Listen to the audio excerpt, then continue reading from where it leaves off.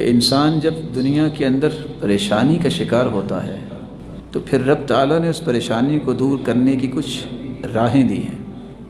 ایک وقت تھا کہ اللہ کے رسول صلی اللہ علیہ وآلہ وسلم کو یکے بعد دیگرے مختلف غموں کا سامنا ہوا۔ آپ کی زندگی کا مقصد تو اللہ کے ساتھ جوڑنا تھا۔ بیوی بھی فوت ہو گئی، چچا بھی فوت ہو گیا، مکے والوں نے مکہ میں رہنا بھی تنگ کر دیا، شیب ابی طالب میں محصور ہو کے رہ گئے، سوشل بائیکاٹ ہو گیا، کوئی مل نہیں سکتا، کوئی آ نہیں سکتا، کوئی جا نہیں سکتا۔ وہاں سے فارغ ہوئے، طائف کی طرف گئے تو وہاں کے گماشتوں نے بھی اس پیغام کو ٹھکرایا، بلکہ صرف ٹھکرایا نہیں، آپ کے پیچھے لگا دیا لوگوں کو، یہاں تک کہ منیب ازدی کہتے ہیں کہ مٹی پکڑ کے لوگ صرف پھینکتے نہیں تھے، فَمِنْهُمْ مَنْ حَثَ عَلَيْهِ التُّرَابِ وَمِنْهُمْ مَنْ سَبَّهُ وَمِنْهُمْ مَنْ تَفَلَ۔ ایسے بدبخت بھی تھے جو آپ کو دیکھ کے جہاں طائف والے پتھر پھینکتے، جہاں مٹی پھینکتے، گالیاں دیتے، وہاں آپ صلی اللہ علیہ وآلہ وسلم جیسا چہرہ انور تو اللہ نے پیدا ہی نہیں کیا۔ اس چاند کی طرف دیکھ کے یہ بدبخت اور بد نصیب تھوک دیتے۔ ایک ایسا وقت بھی آیا، کسی نے کہا کہ اس کا تو نسب ٹھیک نہیں ہے، اللہ کے رسول کو یہ کہنا پڑا، وَلِدْتُ مِن نِكَاحٍ لَا مِن سِفَاحٍ مِن لَدُنْ آدم، میں نکاح سے پیدا ہوا ہوں، آدم سے لے کے میرے باپ تک میرا نسب نامہ پاک صاف ہے۔ اس قدر غموں کی کیفیت کے بعد اللہ تعالیٰ نے ایک نئے سفر کی تیاری کروائی۔ جبریل امین کو اس وقت بھی بھیجا تھا جب آپ بالکل بچے تھے، جوان ہو رہے تھے، آپ بکریوں کو لے کے گئے، کس طرح آپ کو لٹا کے جبریل امین نے اس وقت بھی دل کو نکالا، زمزم سے دھویا اور دوبارہ بند کر دیا۔ اللہ ذوالجلال نے اس نئے سفر کی تیاری کے لیے دوبارہ سے یہ کام کروایا۔ جبریل امین تشریف لائے، گھر کی چھت کھلی اور وہ قصہ شروع ہو جاتا ہے جس میں سبق میں لانا چاہتا ہوں۔ سب سے پہلے جبریل امین نے آپ صلی اللہ علیہ وسلم کے سینہ اطہر کو چیرا، ناف تک، دل کو نکالا، زمزم سے دھویا اور ایمان اور حکمت کا بہت بڑا تشت جو ہے سونے کا وہ انڈیل دیا۔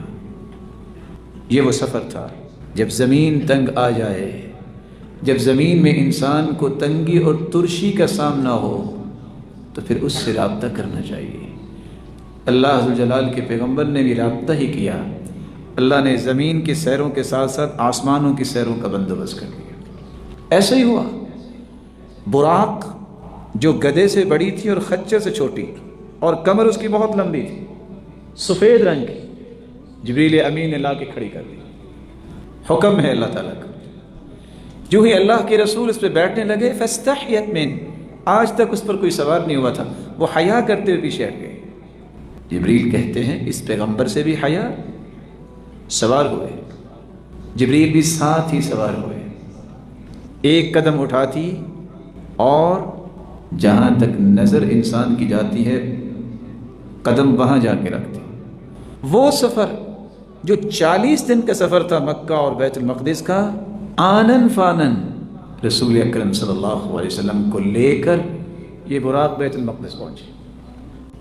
انبیاء علیہم السلام موجود تھے۔ اللہ کے رسول صلی اللہ علیہ وسلم سواری کو باندھنے لگے۔ جبریل امین علیہ السلام نے کیسا پر لگایا اور پتھر میں سوراخ کیا، کہا یہاں نہیں، آپ نے یہاں باندھنا ہے۔ پھر آپ نے تمام انبیاء کو نماز پڑھائی۔ وہاں سے پھر اگلا سفر اللہ کے رسول صلی اللہ علیہ وسلم کو لے کر، سبحان الذی اسری بعبدہ لیلا من المسجد الحرام الی المسجد الاقصی۔ وہاں سے پھر آسمانوں کی سیر، پہلے آسمان پر پہنچے۔ کون ہے؟ جبریل امین نے جواب دیا، جبریل ہوں۔ آپ کے ساتھ کون ہے؟ کہا میرے ساتھ محمد صلی اللہ علیہ وسلم۔ دروازہ کھولا گیا، پہلے اور دوسرے اور تیسرے 7 آسمانوں کی سیر کروائے۔ اللہ عز و جلال نے یہ سیر کیوں کروائی؟ وہ غم، وہ پریشانیاں، وہ تکلیفیں اس قدر زیادہ ہو چکی، اللہ نے ساری پریشانیاں وہ مٹا دیں اور معراج کی سیر کروا کے ایک نیا عزم اور ولولہ عطا کیا کہ جب کالی گھٹائیں زیادہ آ جائیں تو پھر بارش بڑی پیاری پڑتی ہے۔ زندگی میں جب زیادہ مشکلیں آ جائیں سمجھ لیا کرو اب یہ ختم ہونے والی ہے۔ جب زیادہ وطیس ہو جائے تو پھر اللہ عز و جلال کا یہ نظام ہے، ان مع العسر یسرا، ان مع العسر یسرا، لن یغلب عسر علی یسرین۔ تنگی ایک ہے، آسانیاں دو ہیں۔ ایک تنگی دو آسانیوں پہ کبھی غالب نہیں آتی۔ اتنا بڑا کام، لیکن منافقوں اور کافروں کے لیے ہمیشہ اس طرح کے کام اور اس طرح کی باتیں تکلیف دہ ہوتی ہیں۔ جو ہی آپ واپس آئے، آپ نے بیت المقدس اور آسمان کی سیر کی بات کی، ابو جہل کو موقع مل گیا، سیدھا ابو بکر صدیق رضی اللہ تعالیٰ عنہ کے پاس آیا، کہتا ہے ایک بات تو بتاؤ، اگر کوئی کہے کہ میں راتوں رات بیت المقدس گیا، پہاڑوں پہ چڑھا، وادیوں میں اترا، ہو سکتا ہے؟ سیدنا ابو بکر صدیق رضی اللہ تعالیٰ عنہ نے فرمایا ایسا تو نہیں ہو سکتا، 40 دن کا راستہ ایک رات میں کیسے طے ہو گیا؟ مسکرایا، پھر پوچھتا ہے کیا خیال ہے اگر کوئی کہے کہ میں آسمانوں پہ بھی گیا ہوں، ایسا ہو سکتا ہے؟ ایسا تو نہیں ہو سکتا۔ بڑا کھلکھلا کے ہنستا ہے، کہتا ہے جانتے ہو کون کہتا ہے؟ کہا کون کہتا ہے؟ کہا آپ کا دوست محمد کہتا صلی اللہ علیہ وسلم۔ کہا اگر اس ہستی نے کہا ہے تو دونوں ہی ہو سکتے ہیں۔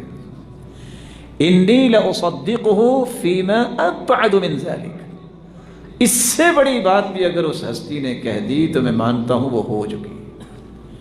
میرے اور آپ کے لیے یہ ایک نمونہ ہے، صدیق کو صدیق ایسے نہیں کہتے۔ جب نام آیا ہے رسول اللہ صلی اللہ علیہ وسلم کا، کوئی کرائٹیریا نہیں ہے، کوئی میئرز نہیں، کوئی پیرامیٹرز نہیں ہے، اس ہستی نے کہہ دیا ہے، اس سے بڑی کوئی صداقت نہیں ہے۔ جہاں پوری کائنات کی صداقت ختم ہو جاتی ہے وہاں ہی تو اللہ کے رسول کی صداقت کا آغاز ہوتا ہے۔ حدیث ہو صحیح، وہ قابل ڈیبیٹ نہیں ہے۔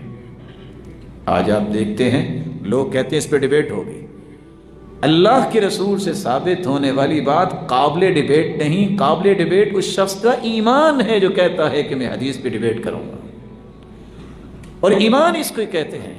یہ سیدنا ابو بکر صدیق رضی اللہ تعالیٰ عنہ نے ثابت کر دیا کہ اللہ کے رسول نے کہا ہے، پھر دونوں ہی ہو سکتے ہیں۔ یہاں ایک اور راز کی بات بھی اللہ جل جلال نے ایک دکھائی، جنت بھی دکھائی، جہنم بھی دکھائی۔ جب وہ سوال کر رہے تھے بیت المقدس کے متعلق، ان کا مقصد تو یہ نہیں تھا کہ ہم دیکھیں کہ بیت المقدس کیسی ہے، وہ تو جھٹلانے کا بہانہ تلاش کر رہے تھے۔ سوالات شروع ہو گئے، اللہ کے رسول فرماتے ہیں کہ جب سوالات شروع ہوئے تو انسان رات کو جائے تو یہ سوچ کے تو نہیں جاتا، اللہ کے حکم سے گئے کہ ایک ایک دروازے اور ایک ایک چیز کے بارے میں سوال کیا جائے گا، لیکن اللہ اپنے بندوں کو اکیلا نہیں چھوڑتا۔ اللہ عز و جلال نے پوری بیت المقدس اپنے پیارے پیغمبر کے سامنے کر دی۔ روایت کے الفاظ ہیں، دیوار پہ اللہ کے رسول صلی اللہ علیہ وسلم کو جہنم بھی دکھائی گئی جس طرح نماز میں۔ آج پروجیکٹر پہ دیکھتے ہیں نا لوگ، آج پروجیکٹر پہ لوگ دیکھتے ہیں نا قرآن بھی اور حدیث بھی اور سب کچھ، اللہ تعالیٰ نے اس وقت اپنے پیغمبر کو دکھا دیا۔ ایک ایک چیز جو پوچھ رہے تھے اللہ کے رسول بتا رہے تھے۔ لیکن مزے کی بات دیکھیے، مومن تو اللہ کے رسول کی بات سن کے ایمان لے آتا ہے، کافر اور منافق پھر بھی نہیں مانا۔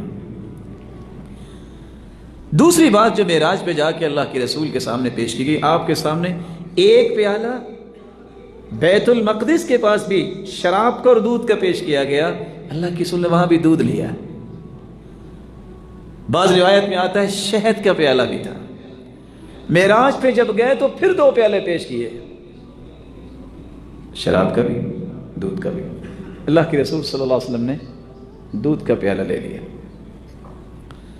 جبریل نے جب یہ دیکھا تو فوراً کہنے لگا اصبت الفطرہ، آپ نے فطرت کو اختیار کر لیا ہے. وَلَوْ أَخَذْتَ الْخَمْرَ لَغَوَتْ أُمَّتُكَ. اگر آپ شراب لے لیتے تو آپ کی پوری امت گمراہ ہو جاتی. بڑے کی غلطی پوری قوم کی غلطی ہوتی. آپ صلی اللہ علیہ وآلہ وسلم کو اس پوری سیر کے اندر صرف دودھ پسند آیا اور دودھ پینے کا موقع ملا.